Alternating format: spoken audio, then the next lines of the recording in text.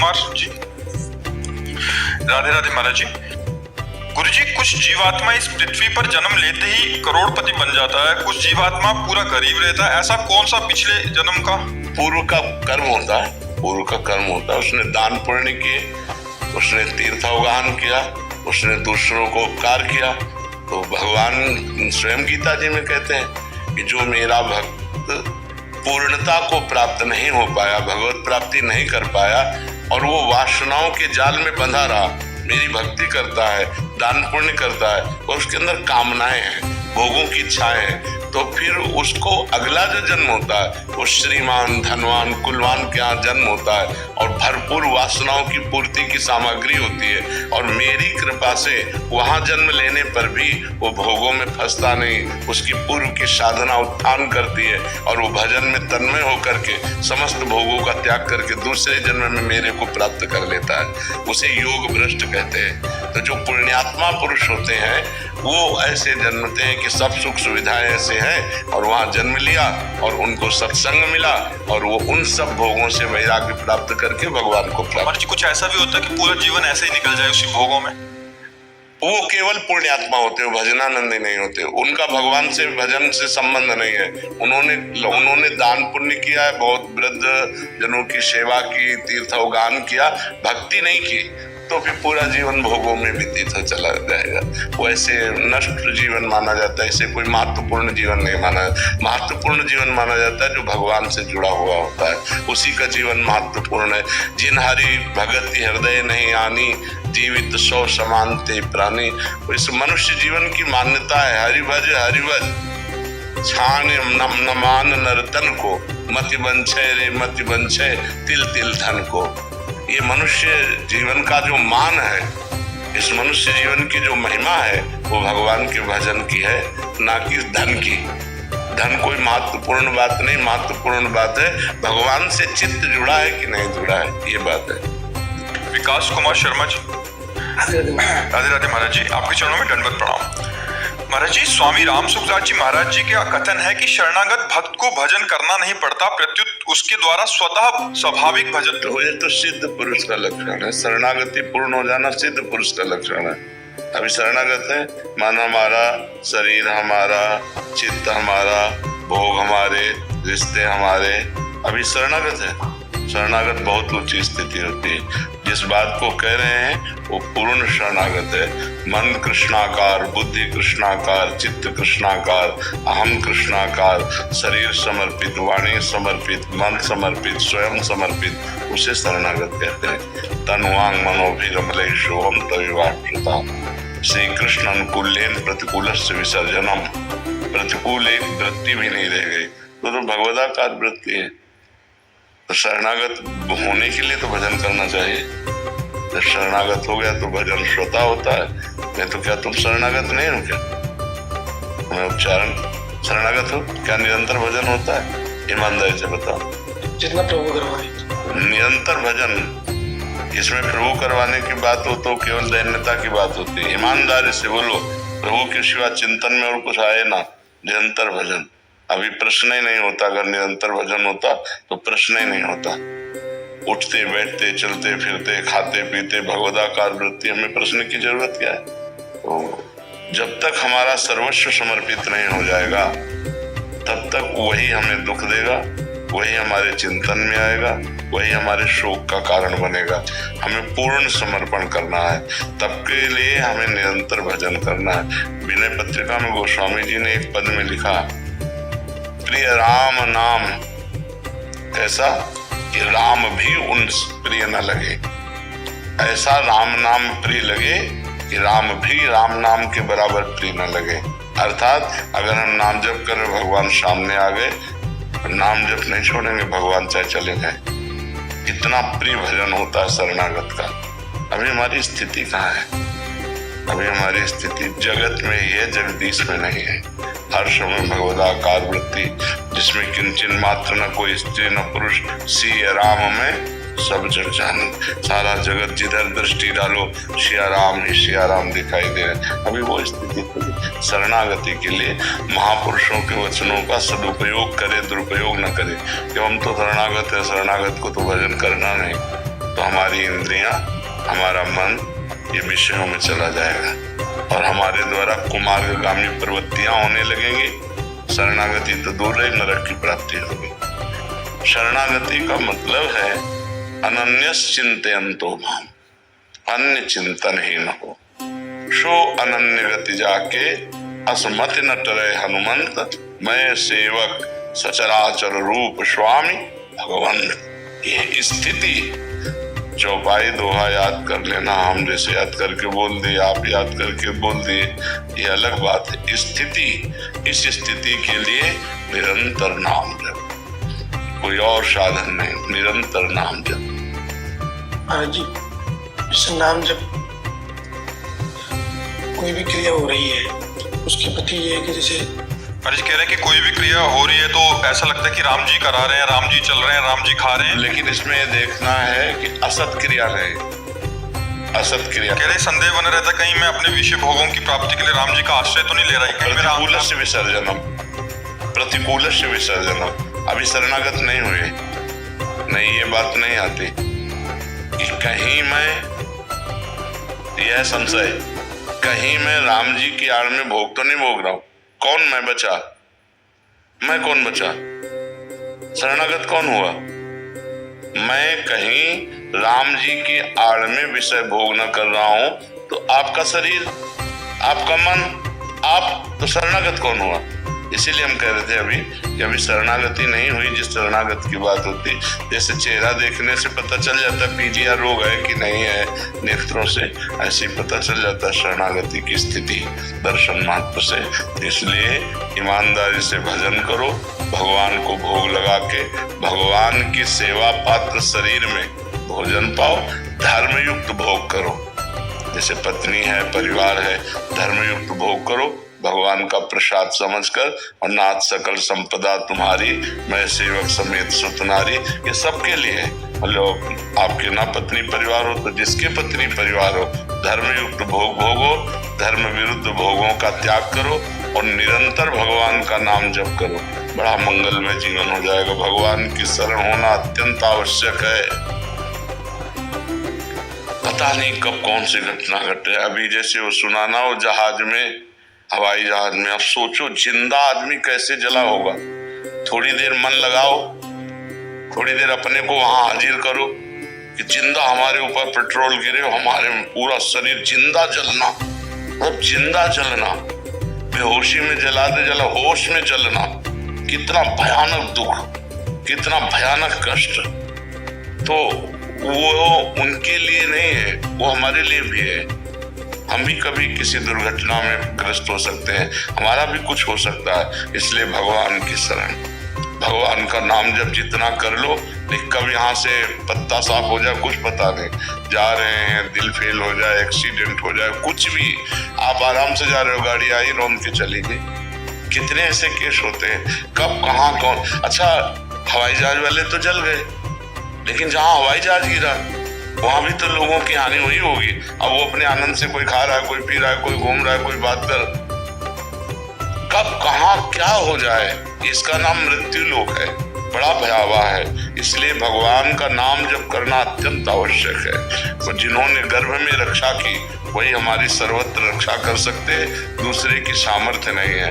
भगवान का नाम जप करो और भगवान के आश्रित रहो और नाम जप करके पाप को नष्ट कर दो, नहीं बहुत दुर्गति। इसीलिए हम प्रार्थना करते हैं, शराब मत पियो, मांस मत खाओ, हिंसा मत करो, दूसरी बहन बेटियों को मत परेशान करो। नहीं, ये जब कर्म तुम्हारे सामने आएगा ना तो कुछ नहीं कर पाओगे। इस भयावह संसार में बचा सकते हैं तो भगवान बचा सकते हैं। हम चैन से जन्म लिए, चैन से मर जाएं और भगवान को प्राप्त हो जाए, यही मनुष्य जीवन का लाभ है। हमने जो शास्त्रों में पढ़ा कि जैसे बड़े गजराज के गले से माला छूट जाए, उसे पता भी ना चले, ऐसे भक्तों का शरीर छूटता है जो भगवान का भजन करते हैं, भगवान के चिंतन में आनंद में कीर्तन करते हुए भक्त घेरे हुए शरीर छूट रहा है, जय जयकार, अंतिम मृत्यु का महोत्सव। अच्छा, लोग हमसे पूछते हैं कि जो लोग सांसारिक उन्नति को प्राप्त हो रहे हैं, भजन नहीं कर रहे हैं, वो भी तो सुखी हैं। चंद मिनट के लिए, परिणाम नहीं, परिणाम उन्हीं का सुखमय होगा जो भगवान का नाम जप करते हैं, धर्म में चलते हैं, जीवों पर दया करते हैं। आध्यात्मिक बैलेंस शीट अच्छी करनी पड़ेगी। हाँ बिल्कुल बिल्कुल, बिना अध्यात्म भौतिक बैलेंस शीट नहीं, हाँ भौतिक उन्नति कुछ नहीं है, क्योंकि परिणाम हमें देखना। परिणाम में क्या है, इस शरीर को तो नष्ट ही होना है, तो इस शरीर के लिए हम पाप क्यों करें? इस शरीर से हम भगवान की शरण में हो, भगवान का नाम जप करें, अच्छे आचरण करें। जी यश पंडित जी। आर्य राधे राधे महाराज जी। महाराज जी, हमने आपके मुख से शरणागति के बारे में काफी सुना है और समझा भी है, लेकिन कहीं ना कहीं मन को लगता है कि मैं पूर्ण रूप से शरणागत नहीं हूँ। तो हम मन, कर्म और वचन तीनों से पूर्ण शरणागत कैसे हो सकते हैं महाराज? भगवान के पावन चरित्रों को सुनो, भक्तों के पावन चरित्रों को सुनो और नाम जप करो। नाम जप से सब ठीक हो जाएगा। नाम जप मन की गंदी बातों को निकालता है। भजन करते समय देखना, जब आप नाम जप करोगे तो गंदी गंदी बातें निकलती हैं।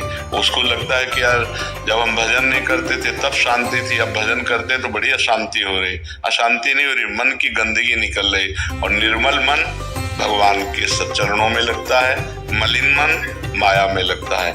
इसलिए नाम जप करो, भगवान के पावन चरित्र सुनो, भगवान की लीला कथा सुन करके उसका मनन करो। राम जी ने ये किया, कृष्ण जी ने ये किया, तो उस मनन से हमारे मन का मार्जन होता है, उसकी अपवित्रता नष्ट होती है। जब हम संसार की बातों का मनन करते हैं तो मन अपवित्र होता है, और जब परम पवित्र भगवान की बातों का मनन करते हैं तो मन पवित्र होता है। तो हम संतों के चरित्र, भक्तों के चरित्र, भगवान के चरित्र कहें, सुने और नाम जप करें। इससे हमारा मन पवित्र होगा, भगवान की शरण में हो जाएगा, पक्का हो जाएगा। तुम चिंता ना करो, पर नाम जप जरूर करो। फिर भी संशय बना रहे कि नाम जप करके भी संशय बना रहे। जब तक मलिन मन है तब तक संशय बुद्धि में होता रहेगा, और जहां निर्मलता आई तो विश्वास बढ़ता है, संशय नहीं। मम भरोसे ही हर्ष न देना, भगवान के चरणों का पूरा भरोसा, और हृदय में कोई भी न हर्ष न शोक, बड़ा आनंदमय जीवन होता है भगवान की शरण में रहने से। कोई भय नहीं, कोई संशय नहीं। जब तक मन मलिन है तब तक संशय होता है। दृढ़ विश्वास, भगवान के चरणों में दृढ़ विश्वास हो जाता है पवित्र मन होने पर, और पवित्र मन में संशय बना रहता है, और संशय जब तक रहता है तब तक ठीक नहीं रहता। संशय आत्मा विनश्यति, संशय ठीक बात नहीं है। दृढ़ विश्वास करो, हम भगवान के हैं, भगवान हमारे हैं, हम जैसे भी हैं अपने भगवान को समर्पित है। ये तभी आएगा जब खूब नाम जप करोगे, खूब भजन करोगे। राधे राधे महाराज जी। किसी व्यक्ति से राग, मोह या आसक्ति की भावना में क्या अंतर या भेद है? मोह, राग और आसक्ति एक ही बात है। जैसे जल, वारि, तोय, तो इसमें क्या अंतर है? जल भी उसी को कहते हैं, वारि भी उसी को कहते हैं, तोय भी उसी को कहते हैं। तो ऐसे राग, मोह, आसक्ति, ममता, ये सब एक ही आसक्ति के पर्यायवाची शब्द है। शरीर में हमारे किसी के राग हो जाता है तो उसी को हम मोह कह देते हैं, उसी को हम आसक्ति कह देते हैं। राग का तात्पर्य आसक्ति तो होता है, मोह का तात्पर्य भी आसक्ति होता है। तो ये शब्दावली शास्त्रीय है। जैसे कहीं हम जल शब्द का प्रयोग कर दिया, कहीं वारि शब्द का प्रयोग, कहीं तोय शब्द का प्रयोग कर दिया, तो बात एक ही है। वही राग है, वही आसक्ति है, वही ममता है, वही मोह है। जो भगवान से विमुख है उन्हीं में ये दोष रहते हैं। राग द्वेष इनके द्वंद्व है। राग द्वेष जो हमारे अनुकूल पड़े उससे राग हो जाता है, और जो शरीर संबंधी हैं उनसे मोह हो जाता है, और जिनसे अत्यंत सुख की आकांक्षा होती है उनमें आसक्ति हो जाती है। वो घुमा करके एक ही शब्द है। जैसे चंचल, चपलता, तो अर्थ दोनों का एक ही होता है। चपल भी वही नाम और चंचल भी वही। ऐसे प्रियांशी जी। श्री हरिवंश महाराज जी। महाराज जी, मैं रोज आपको सुनती हूँ और नाम जप भी करती हूँ।